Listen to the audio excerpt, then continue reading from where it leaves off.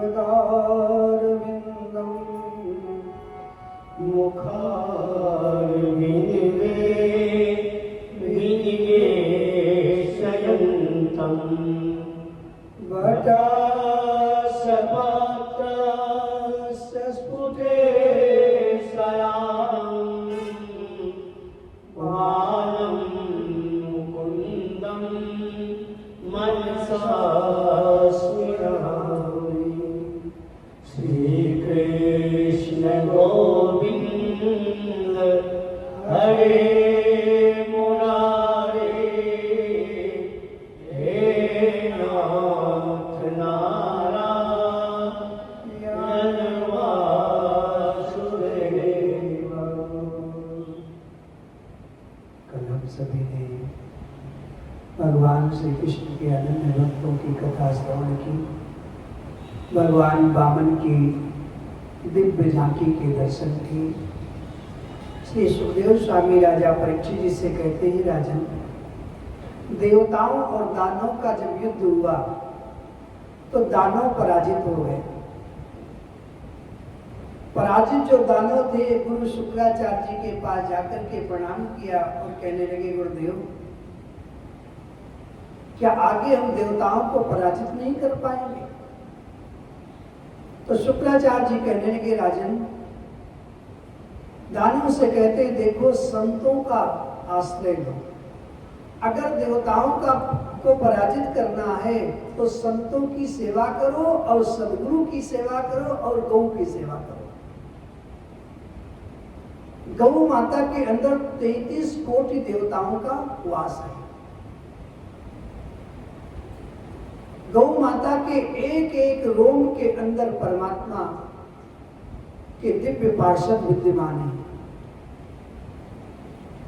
जो गौ माता होती हैं, देसी गाय होती हैं, जिनके ऊपर ठूड़ी होती है कंधे के ऊपर, वो देसी गौ माताएं कहलाई जाती हैं। बाकी अमेरिका इत्यादि में जो गौ होती है वो गौ नहीं होती, एक जानवर होता है। तो जो गौ है ना, गौ के अंदर 33 कोटि देवताओं का वास है। एक बार की बात है, माता लक्ष्मी जी जा रही थी, गौ माताओं के पास में आई और आकर के प्रणाम करके कहने लगी, माता, मैंने सुना है आपके अंदर 33 कोटि देवताओं का वास है, कोई ऐसा स्थान रिक्त हो तो आपके शरीर के अंदर हम भी वास करना चाहते हैं। गौ माताओं ने कहा, देखो देवी लक्ष्मी, आपका काम क्या है? माता लक्ष्मी जी ने कहा, जिसके घर में मैं रहती हूँ उसके घर में धन धान्य की वृद्धि होती है, किसी चीज की कमी नहीं होती है।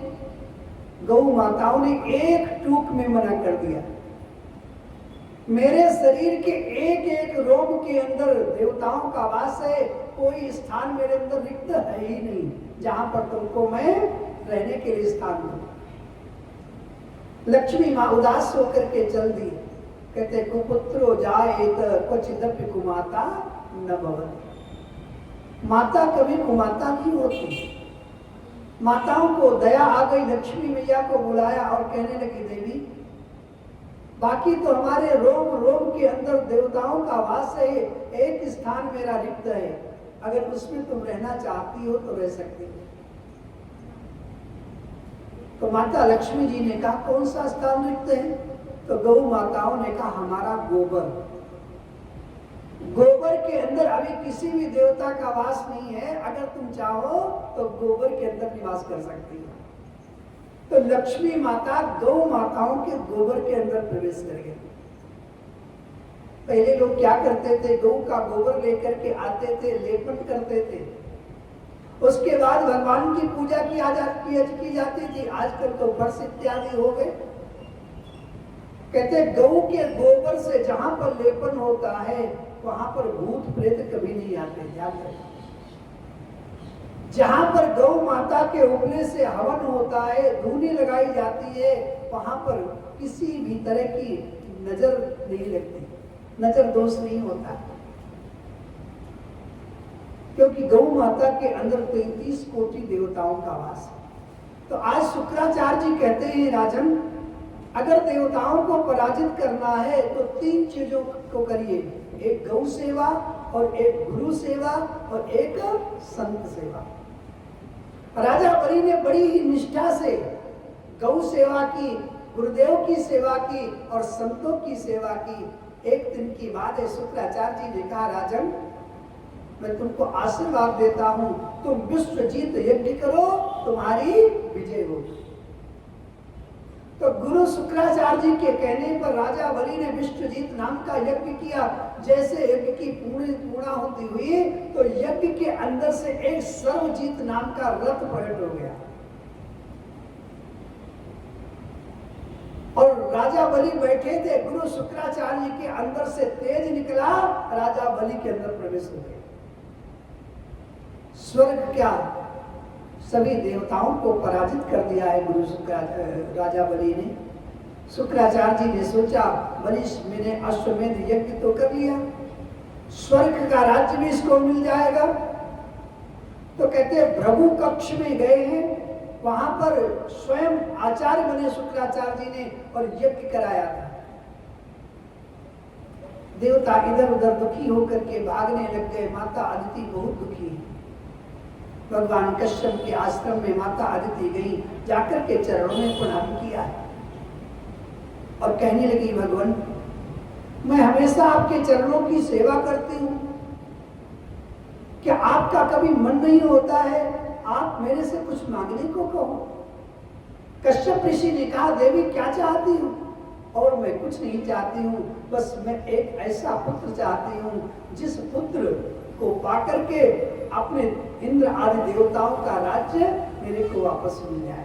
ऐसा पुत्र हो, इंद्र आदि देवताओं का राज्य जो है लाकर के वापस दे दो। सुखदेव स्वामी कहते, राजन जब तक आपकी दृष्टि देह तक, शरीर तक सीमित है, तब तक आत्मा का अवलोकन नहीं हो सकता।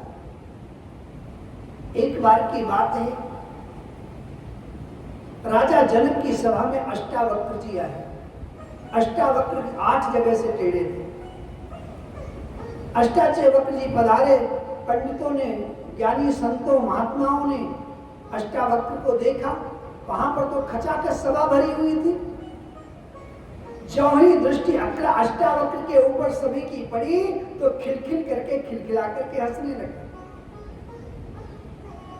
सबकी हंसी अष्टावक्र जी ने देखा तो अष्टावक्र जी हंसने लग गए। राजा जनक आसन के ऊपर विराजमान थे। अष्टावक्र जी के चरणों में प्रणाम करके कहा, महाराज एक बात कहूं, ये जो सब हंसे हैं आपका शरीर देख करके हंसे हैं। आप 8 जगह से टेढ़े हैं इसलिए आपको देख करके हंसे, लेकिन आपको हंसी क्यों आई? अष्टावक्र जी ने कहा, राजन मैं तो ये सोच करके हंसा, मैं सोच करके आया था यहाँ पर ज्ञानी लोगों से मुलाकात हुई, यहाँ तो सारे चमार बैठे हुए हैं। मतलब सभी सभा एकदम विस्मित हो गई और कहने लगी, आप कह क्या रहे हैं? अष्टावक्र जी कहते, और क्या कहूं मैं? हमारे शरीर की चमड़ी को देख करके जो हंसता है उसी को तो चमार कहते। चाम कहते चमड़े को। जो व्यक्ति चमड़े को देख करके हंसे उसी का नाम चमार है। ज्ञानियों का काम और चमारों का कार्य अलग होता है। ज्ञानी कृति देखते हैं, आत्मा की तरफ देखते हैं और चमार चमड़े की तरफ देखते हैं। तो दृष्टि ऐसी महान हमारी होनी चाहिए जिसके तरफ हम देखें उसके अंदर परमात्मा ही दिखाई दे। सुखदेव स्वामी कहते, राजन आज वामन भगवान का जनेऊ संस्कार हुआ है। भगवान को उपदेश दिया गया, जनेऊ संस्कार करवाया गया। वहां पर बृहस्पति जी पधारे। जनेऊ जब संस्कार ब्राह्मण बालक का होता है ना तो भिक्षा मांगता है। बृहस्पति जी कहने लगे, वामन भगवान से जाकर के भिक्षा मांगो और भिक्षा लेकर के आओ। तो सबसे पहले वामन भगवान किसके पास गए? माता भगवती के पास गए। भगवती माम भिक्षाम दे। पार्वती जी ने जो भी कुछ दिया वो वामन भगवान लेकर के गए, गुरु बृहस्पति जी को समर्पित कर दिया। बृहस्पति जी कहने लगे, देखो ये छोटी मोटी भिक्षा से काम नहीं चलेगा, अगर देने ही महाराज है तो तीनों लोगों को ला करके मेरे को समर्पित कर दो। दुनिया में कहावत है, ध्यान देना, परमात्मा दानी है, परंतु कभी कभी परमात्मा को भिक्षुक बनना पड़ता है। आज स्वयं परमात्मा भिक्षुक बन के जा रहे हैं। आज भगवान वामन के रूप में राजा बलि के यहाँ क्या करने जा रहे हैं? भीख मांगने जा रहे हैं। वामन भगवान लंगोटी धारण किए हुए हैं, पांव में पादुका है, हाथ में कमंडल है, छत्र है, दंड है, सिर पे जटाएं हैं, गले में सुंदर जनेऊ धारण किया है, मुखमंडल इतना सुंदर है, इतना सुंदर, तेज ही तेज चमक रहा है। ऐसा सुंदर रूप देख करके सभी देवता गदगद हो गए। कहते तन पर पीतांबर नहीं, तन पर पीतांबर नहीं, रहा छोटा सा पीला कंबल, कंबल डाले हुए, वो शंख नहीं, वो चक्र नहीं, हाथों में है उनके कमंडल। वैजंती तुलसी की माला नहीं, सीधी सादी माला पहने और ब्रह्मांड चलाने वाले आज मृगछाला भी नहीं पहने, सुंदर एक शरीर लेकर के जा रहे हैं। इस प्रकार सुंदर स्वरूप वाले वामन भगवान को देख करके सब देवता गदगद हो गए। वामन भगवान संकीर्तन करते हुए जा रहे हैं कि गोविंद मेरो है, गोपाल मेरो है, गोविंद मेरो है, गोपाल मेरो है, जीवा के बिहारी नंदलाल मेरो है, जीवा के बिहारी नंदलाल मेरो है, गोविंद मेरो है, गोपाल मेरो है, गोविंद मेरो है, गोपाल मेरो है, जीवा के बिहारी नंदलाल मेरो है, जीवा के बिहारी नंदलाल मेरो है, जीवा के बिहारी नंदलाल मेरो है, गोविंद मेरो है, गोपाल मेरो है,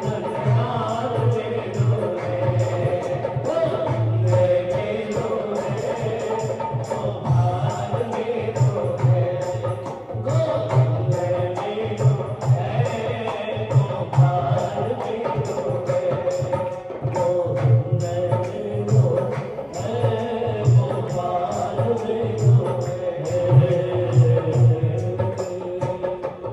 आज वामन भगवान जा रहे हैं। इस प्रकार सभी सभासदों ने ब्रह्मचारी को देखा है। वामन भगवान को देखा, राजा बलि के यहाँ गए तो सभी ने उठ करके वामन भगवान का स्वागत किया, चरणों में सबके प्रणाम किया। और राजा बलि ने मन में सोचा, आज तक बहुत सारे मैंने ब्राह्मण देखे, बहुत सारे ब्राह्मणों की मैंने सेवा की, पर तो ऐसा स्वरूप, ऐसा तेजस्वी ब्राह्मण आज तक मैंने देखा ही नहीं। ये ब्राह्मण कौन है कुछ मेरे को पता नहीं, इसके रूप को देख करके ऐसा लगता है साक्षात भगवान सूर्य नारायण पधारे। कोपी नवता खनु भाग्यवंता, कहते हैं लंगोटी जो व्यक्ति धारण करता है उसी का नाम जितेंद्रिय। सदा सर्वदा जो परमात्मा के कीर्तन में तल्लीन रहता है, भगवान के नाम का जो स्मरण करता है, उसी को संत कहते हैं। इसके विपरीत जो व्यक्ति हमेशा धन संपत्ति कमाने में लगा रहता है, वो भाग्यहीन होता है। वामन भगवान का यज्ञ, वामन भगवान यज्ञ देख रहे, प्रधान आचार्य कौन बना है? शुक्राचार्य जी महाराज। और राजा बलि ने सोचा, ऐसा ब्राह्मण आज तक मैंने देखा ही नहीं, कोई असाधारण ब्राह्मण नहीं है, अद्वितीय ब्राह्मण है। राजा बलि भगवान वामन को लेकर के अपने महल के अंदर आए और आदर सहित सुंदर सा आसन बिछा करके उनको बिठाया, उनकी पूजा अर्चना की, वंदना की। आज राजा बलि की धर्म पत्नी वहां पर पधारी। राजा बलि की धर्म पत्नी का नाम है विंध्यावली, और विंध्यावली की एक बेटी है, उसका नाम है रत्नमाला। यानी राजा बलि की बेटी का नाम क्या है? रत्नमाला। अब जब रत्नमाला ने वामन भगवान के सौंदर्य को देखा तो मन ही मन सोच रही है, रत्नमाला क्या सोच रही है, आज मैं कितनी भाग्यशालिनी हूं, आज साक्षात एक वामन के रूप में मेरे को लगता है सूर्य नारायण पधारे, आज उनकी स्तुति करने के लिए सोच रही है। और मन में उसके वात्सल्य आ गया, मन ही मन विचार करती है कभी मेरे पुत्र बनकर के आए तो मैं धन्य हो जाऊं। और वही वामन भगवान ने जब तीनों लोकों में तीन पैरों में पृथ्वी नाप ली तो गाली देने लग जाती है।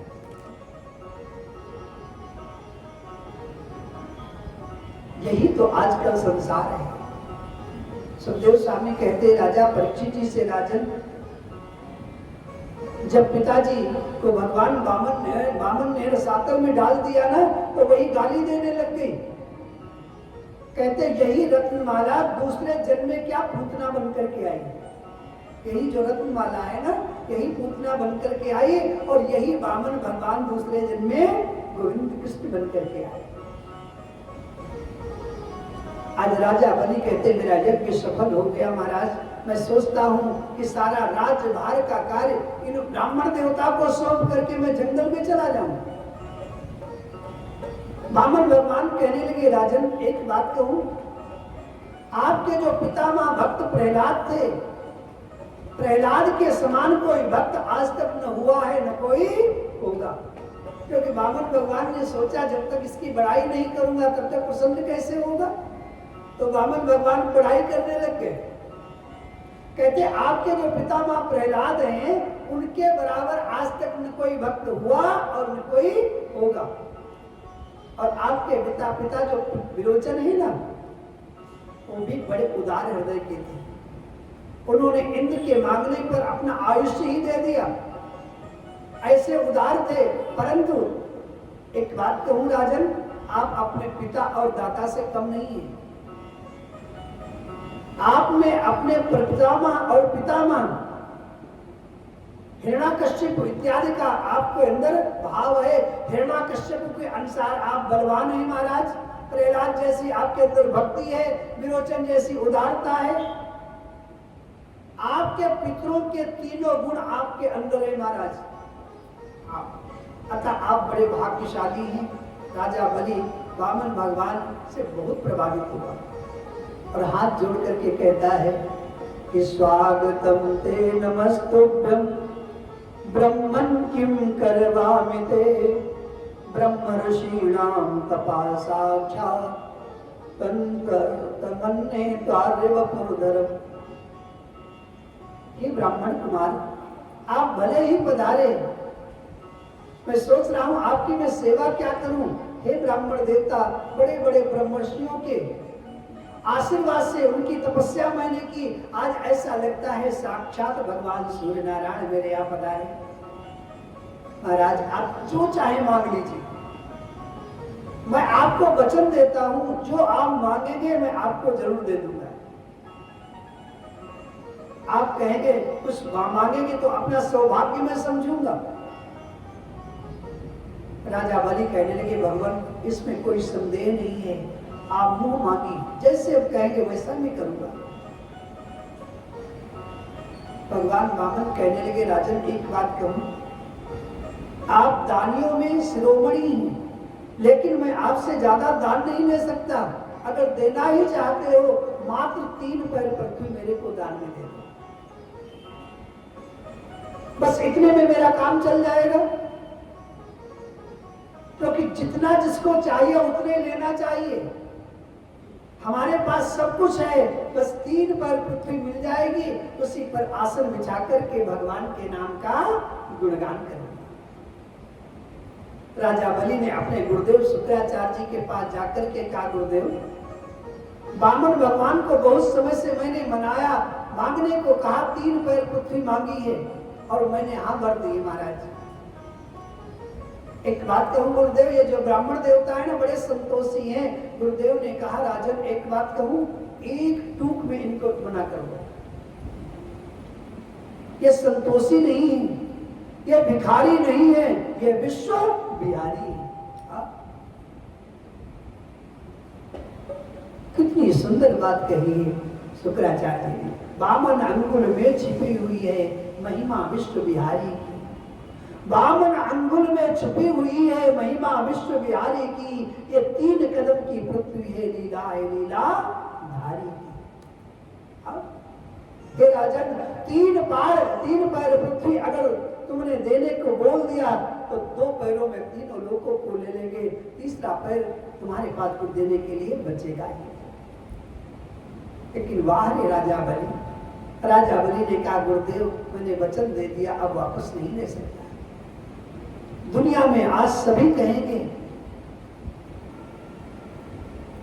परमात्मा भी राजा बलि के यहां भिक्षा मांगने के लिए आए। पहले लोग क्या कहते, दाता एक राम भिखारी सारी दुनिया।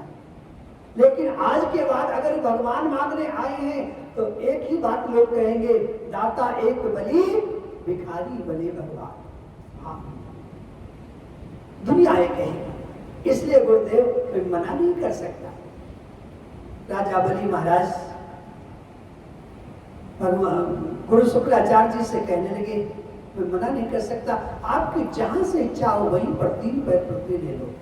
शुक्राचार्य जी के समझाने के उपरांत राजा बलि जब नहीं माना तो शुक्राचार्य जी क्रोध में आ गए और श्राप देकर के वहां से चले गए। भगवान कहते चिंता मत करो, मेरे को संकल्प कराना आता है। तो संकल्प के लिए लोटा लिया, उस गड़वी वाला लोटा था, उसके अंदर टूटी लगी थी। जैसे भगवान टूटी से जल डालने लग गए तो शुक्राचार्य जी ने सूक्ष्म रूप धारण किया और उस टूटी के अंदर प्रवेश कर गए। अगर कहीं पानी गिर गया, संकल्प हो गया तो मेरा चेला डूब जाएगा। भगवान कहते हैं अच्छा, गुरु का मतलब क्या होता है, हर व्यक्ति को एक जैसी दृष्टि से देखे। सब दृष्टि से जो व्यक्ति नहीं देखता है वो गुरु हो ही नहीं सकता। तो भगवान के पास कुशा का आसन था, कुशा के आसन से एक कुशा निकाली और उसी टूटी में चुभो दी। शुक्राचार्य महाराज की एक आंख पधार गई, जल गिरा है। उसी से भगवान ने संकल्प कराया। जब संकल्प कराया, सुखदेव स्वामी कहते हैं भली कली जो जली नहीं, भली करी जो जली नहीं, पति अपने साथ आज धन नहीं मेरे भाग्य जो आए हाथ पसारे। और जैसे संकल्प किया है ना, राजा बलि ने कहा आप जहां से इच्छा पृथ्वी ले लो। भगवान ने कहा पहले प्रणाम तो करो।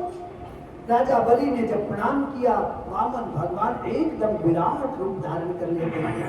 विराट भगवान की, विराट भगवान की, विराट भगवान की। राजा बलि को तो वैसे पहले ही मालूम हो गया था कि वामन नहीं, साक्षात भगवान विष्णु आए हैं। आज हाथ जोड़ करके राजा बलि भगवान की स्तुति कर रहा है। आइए राजा बलि के साथ हम भी थोड़ा गोविंद को मना लेते। बोलो वामन भगवान की जय।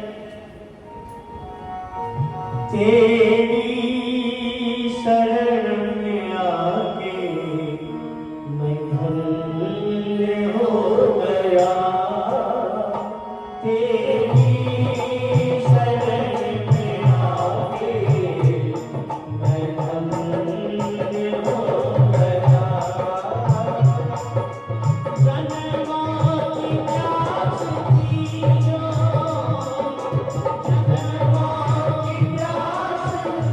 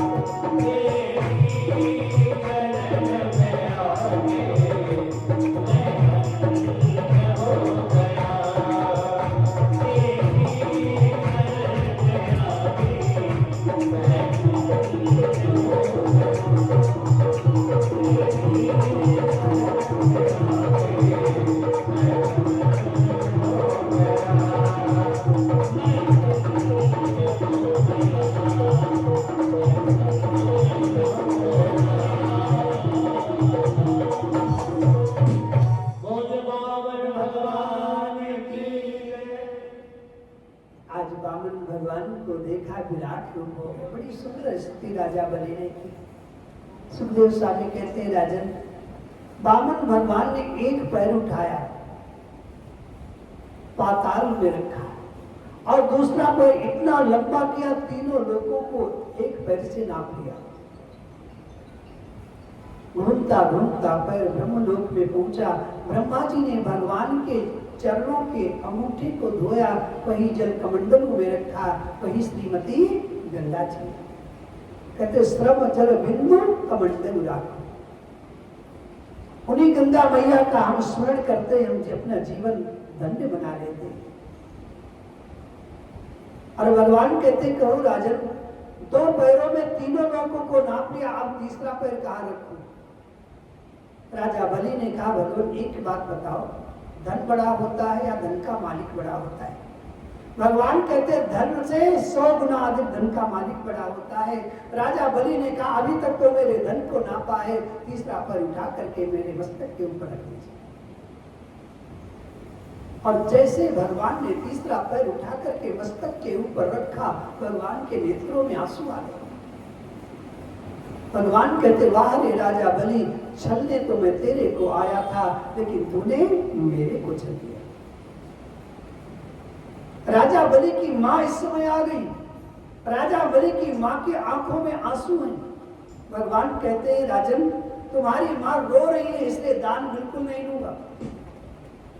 राजा बलि की मां हाथ जोड़ करके कहती हूं भगवान, ये आंसू दान के नहीं और किसके हैं? कहने लगी आंसू दुख के नहीं है, काहे के हर्ष के आंसू हैं। आज मेरे को अपार हर्ष हो रहा है। एक दिन की बात है, इंद्र भगवान आए थे, मेरे पति का आयुष्य मांग लिया था। मेरे पति ने राजा इंद्र को आयुष्य दे दिया। मेरे पति जब रहे नहीं तो मैंने सोचा अब मैं क्या करूंगी, सती में मैंने सोचा सती हो जाऊं। और जैसे सती होने को मैं चली, मेरे गुरुदेव आ गए। गुरुदेव ने कहा बेटी सती मत हो, तुम्हारा पुत्र बलि है, इसको इतना ज्ञानी बनाओ, इतना ध्यान बनाओ, तुम्हारे पति से भी ज्यादा इसका नाम है। तो गुरुदेव की बात पर मैंने विश्वास किया, अपने पुत्र को इतना ध्यानी और इतना ज्ञानी बनाया, आज तीनों लोगों को आपको दे दिया। इसलिए आज मेरे आंखों में प्रेम के आंसू भरे। अपने पुत्र को अपने पति से अधिक भी दानी मां बनाना था, सो मैंने बना दिया। मैंने शिक्षा मां ऐसी दी अपने पुत्र को, धन्य है वो मां। सुखदेव स्वामी कहते हैं आज माता कह रही है आपके दर्शन पा करके, आपको देख करके मैं धन्य हो गई। जननी जने तो भक्त जन, कहते जननी जने तो भक्त जन, याद आनी आसूर, और नहीं तो बांझ ही बनी, काहे गवाए नूर। सुखदेव स्वामी कहते राजन, हमारे दरबार के सामने कोई मांगने आता है तो कभी उसको इनकार मत किया करो। इनकार नहीं करना चाहिए, क्योंकि वो हमारे पास मांगने नहीं आता है। भिक्षुक मांगने के साथ हमको समझाने आता है। पहले जन्म में मैंने किसी को कुछ दान में नहीं दिया, इसलिए मैं दर दर की ठोकरें खा रहा हूँ, मैं भिक्षा मांग रहा हूँ। अगर आज तुम मेरे को दान नहीं दोगे तो एक दिन हमारे जैसे तुमको भी होना पड़ेगा। हमको शिक्षा देने आता है, इसलिए हमारे दरवाजे पर कोई भी व्यक्ति आ जाए उसको खाली हाथ मत भेजो। आज से जो भी हो सके दान करना चाहिए, ऐसा शास्त्रों में लिखा है। और शास्त्रों में तो यहां तक लिखा है जो भी हम अन्न कमाते हैं उसका 10वां अंश दान करना चाहिए। तो कभी जीवन में मुसीबत ना आ जाए, अगर हम दशांश दान करेंगे तो हमारे जीवन में कष्ट नहीं आएगा। तन मन धन सब परमात्मा का है, हमारा कुछ है ही नहीं। राजा बलि की धर्म पत्नी आकर के भगवान के चरणों में प्रणाम करके कहती है, भगवान इस शरीर पर तो हमारा अधिकार है नहीं, तो संपत्ति पर कैसे हो सकता है? ये सब कुछ परमात्मा का है, हमारा तो मात्र क्या है, सत्कर्म। बच्चे परमात्मा के हैं, परिवार परमात्मा का है, धन परमात्मा का है, हमारी एक ही चीज है, क्या, सत्कर्म। आज हमने जो अपने हाथ से सत्कर्म कर लिया उसी का फल हमको प्राप्त होता है, नहीं तो सब कुछ परमात्मा का है। जब बच्चे का जन्म होता है तो मुट्ठी बांध करके आता है, और जब मृत्यु होती तो हाथ फैला करके जाता है, सब कुछ यही छोड़ करके जाता है। आप लोगों ने देखा होगा जब शव यात्रा चलती है तो शव यात्रा के ऊपर पैसे डाले जाते हैं, मखाने डाले जाते हैं।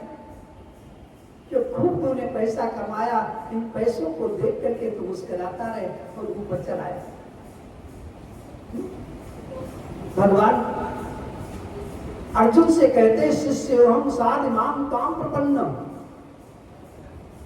अर्जुन ने भगवान के चरणों में प्रणाम करके कहा, मैं आपका शिष्य हूँ, आपकी शरण में आया हूँ।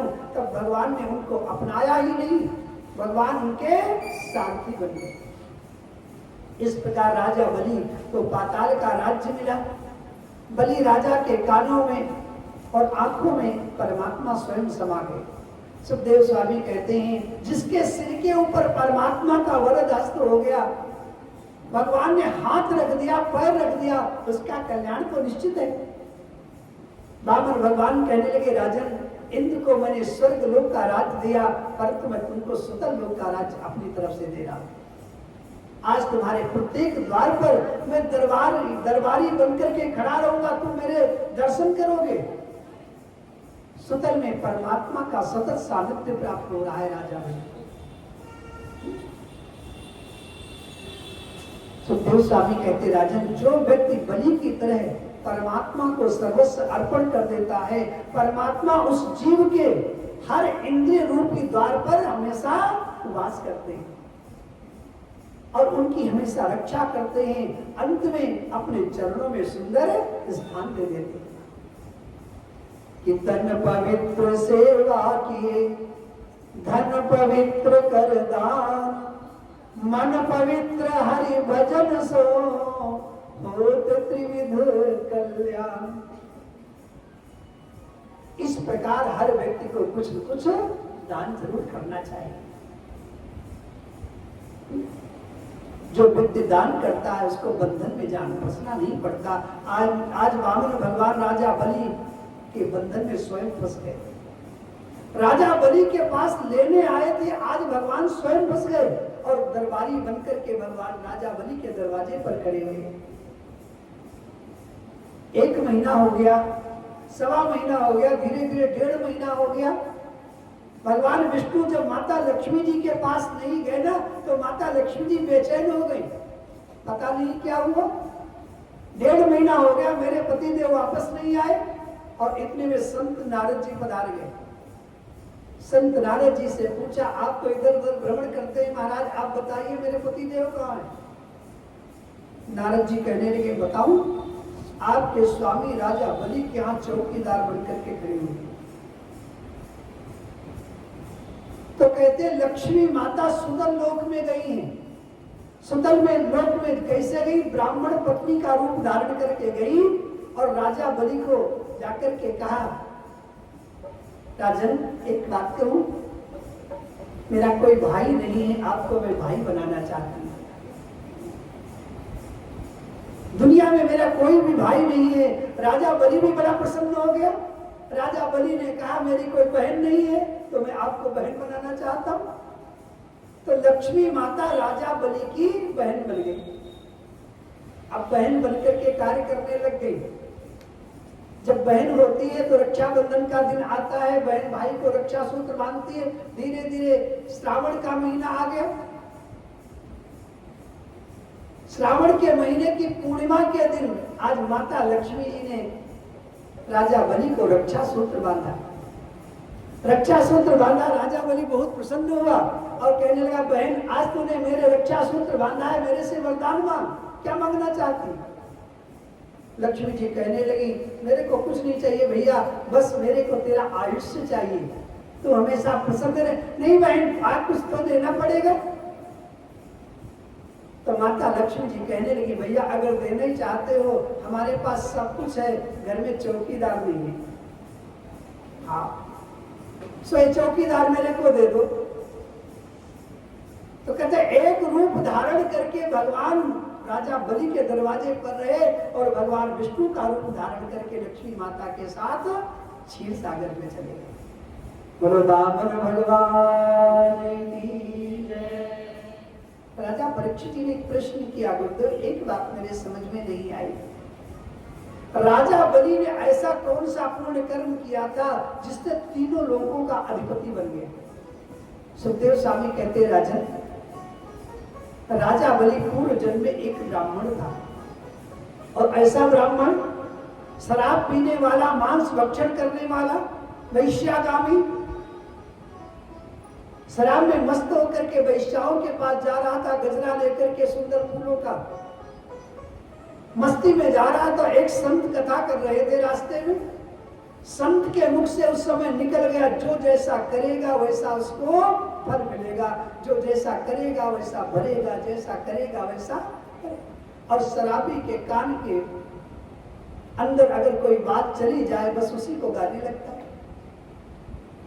शराबी ने कहा, ब्राह्मण शराबी था ना, उसने कहा देखो संत कितना मूर्ख है, कहता जैसा जो करेगा वैसा भरेगा, जैसा करेगा वैसा भरेगा। मस्ती में जा रहा है तो आगे गड्ढा पड़ गया, गड्ढे में वो ब्राह्मण गिर गया, उसकी सारी हड्डी पसली टूट।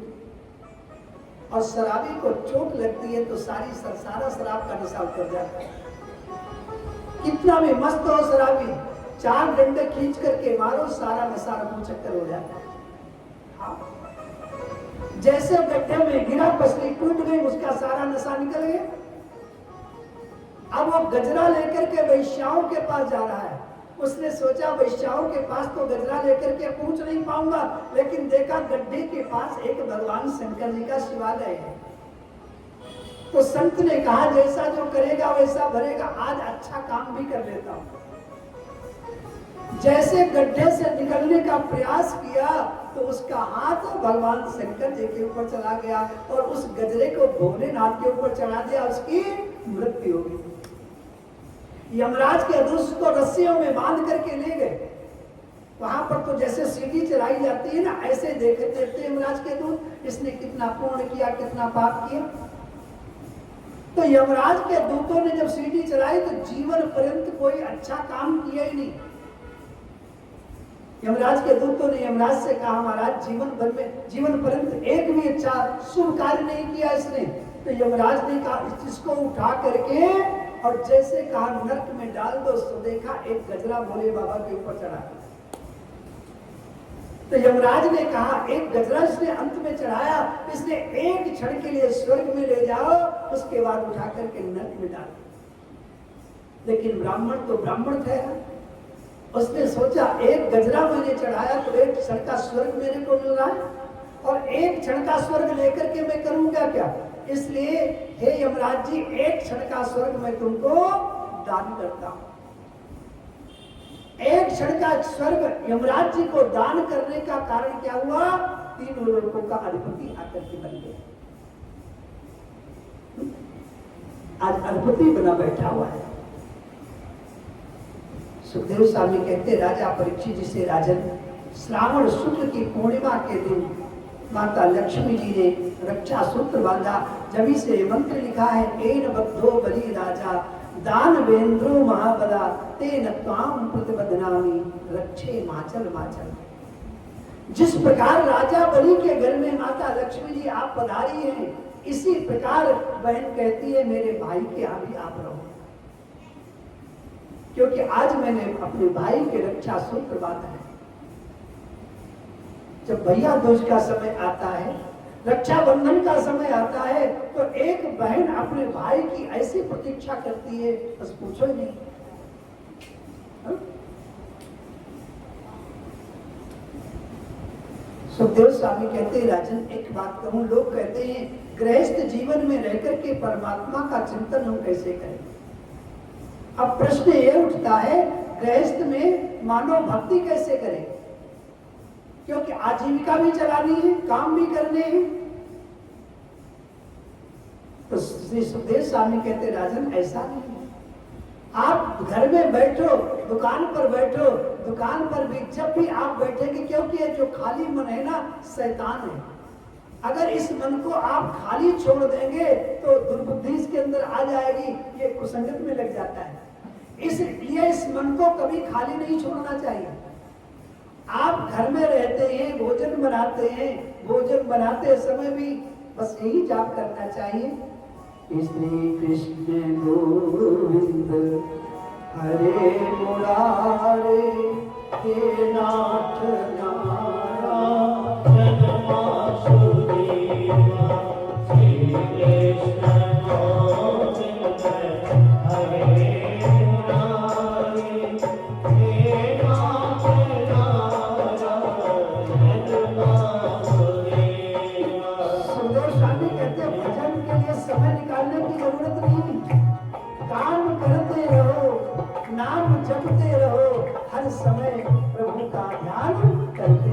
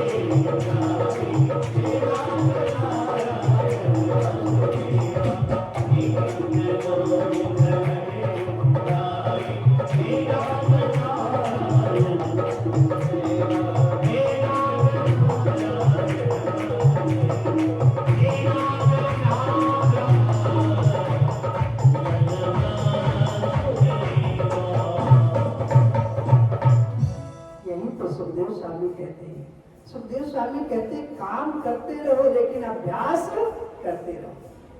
कौन सा अभ्यास? गोविंद के नाम का जप का अभ्यास। काम ही पूजा है।